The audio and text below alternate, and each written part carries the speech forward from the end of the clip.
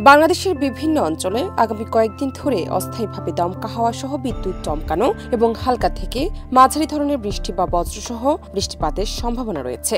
৫ June সন্ধ্যা ৬টা থেকে শুরু হওয়া আবহাওয়ার পূর্বাভাসে এই তথ্য জানিয়েছে আবহাওয়া অধিদপ্তর। ওয়ালটন আবারও মিলিনিয়ার অফারে ওয়ালটন ফ্রিজ কিনে আপনিও হয়ে যেতে পারেন মিলিয়নিয়ার। মিলিনিয়ার ছড়াছড়ি দেশ জুড়ে, এটা শুধু ওয়ালটনই পারে। প্রথম ২৪ ঘন্টার পূর্বাভাস অনুযায়ী ঢাকা, খুলনা, বরিশাল, চট্টগ্রাম ও সিলেট বিভাগের কিছু কিছু জায়গায় এবং রাজশাহী, রংপুর ও ময়মনসিংহ বিভাগের ২-১ জায়গায় এই ধরনের বৃষ্টিপাত হতে পারে।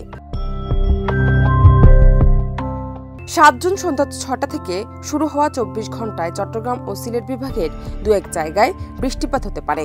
অন্যদিকে দেশের অবশিষ্ট অংশে আকাশ থাকবে আংশিক মেঘলা এবং আবহাওয়া প্রধানত শুষ্ক থাকবে। এ সময় দিনের তাপমাত্রা প্রায় অপরিবর্তিত থাকলেও রাতের তাপমাত্রা সামান্য বাড়তে পারে।